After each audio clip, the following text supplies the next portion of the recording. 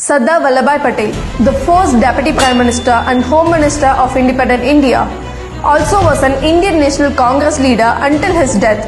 Why did BJP build the world's tallest statue for an opposition party leader? Above all, he was the one who banned RSS in the past. Why would Prime Minister Narendra Modi, who was also an active member of RSS, build such a statue for someone who banned their organization? Why was it not built for Mahatma Gandhi or Nehru? What exactly Patel did to deserve such a grand statue?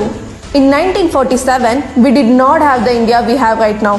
When the British left India, there were 584 princely states.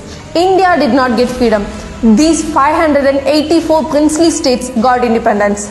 And these states had three options. Number one, joining with India.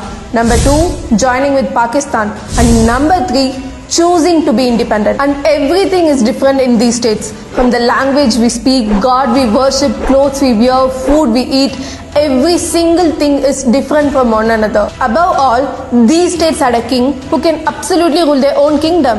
Just imagine you're a king of a state and somebody comes to you and says, you'll have to give up your kingdom and be a normal citizen tomorrow onwards. Why would anyone agree to that? It's almost impossible.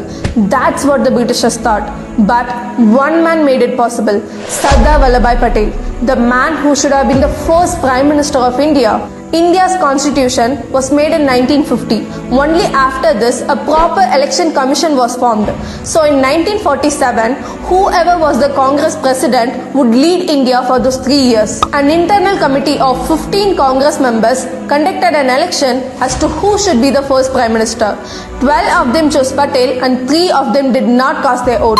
Jawaharlal Nehru did not get even a single vote. Still he became the Prime Minister. How? Because Nehru was not ready to be the second in charge. That's when Mahatma Gandhi came into the picture and convinced Patel to withdraw his nomination, which is one grave mistake that Gandhi shouldn't have made.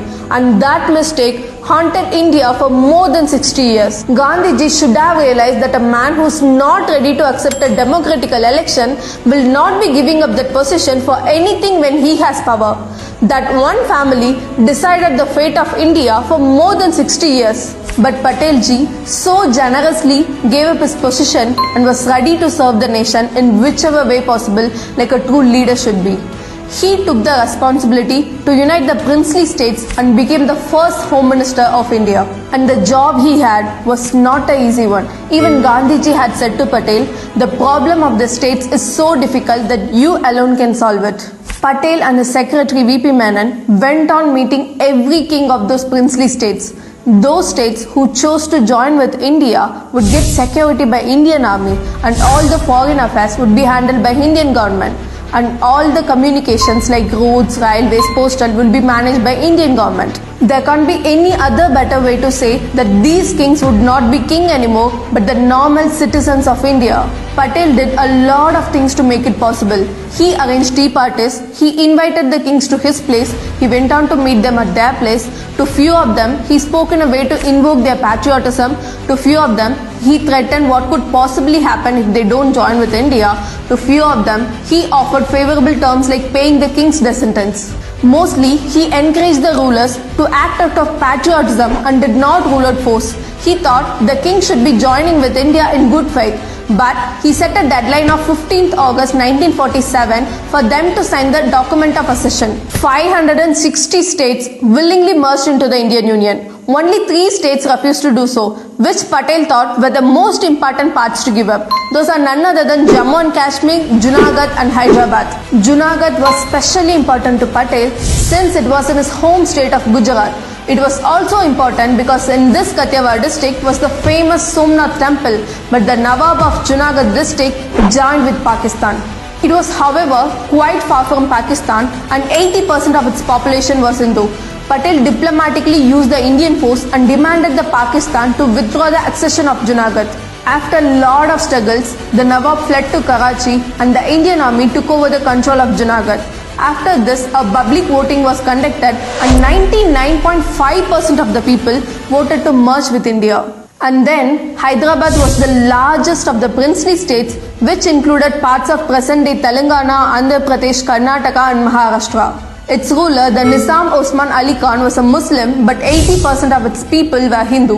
The Nizam wanted independence or accession with Pakistan, but he was not ready to join with India. Even after a year past independence, Hyderabad was not ready to merge with India. Meanwhile, Muslim forces called Rasakas used to attack the trains that passed through Hyderabad. The trains were looted and a lot of Indian people got killed. And this was happening for a year after 1947. Letting Hyderabad to be an independent state was geographically not possible. Not only it takes away a huge part of the country, but it also separates the north from the south, which will eventually lead to losing the southern parts of the nation completely. Knowing this, Patelji said an independent Hyderabad would be a cancer in the belly of India. But Nehru was not ready to take military actions as he believed in peace and non-violence. Finally, in September 1948, Patel convinced Nehru that it's high time India stopped talking and jump into action.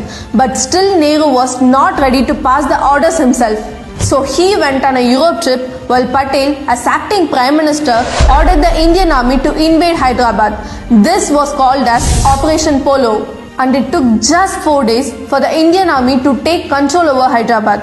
Finally, thankfully, Hyderabad was secured and integrated into the Indian Union. The only state that left out was Jammu and Kashmir. Nehru himself has taken the task to have Jammu and Kashmir merged. He not only turned it into a permanent pain in the neck, but during his reign, we lost around 1.25 lakh square kilometers of Indian land to China and Pakistan. Back to Patel, there were totally 562 princely states in India that Sardar Vallabhbhai Patel integrated. Now tell me, did he deserve such a grand statue?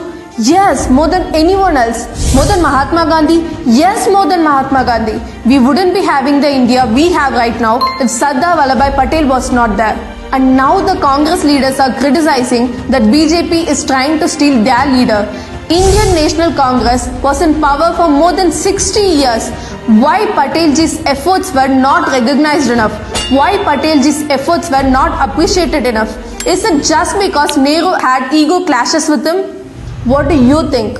Why Congress did not give enough recognition for Patel? Why do you think they ignored him all this time? Let me know in the comments. And if you think he's someone who should be remembered forever, please share with your friends and spread the word.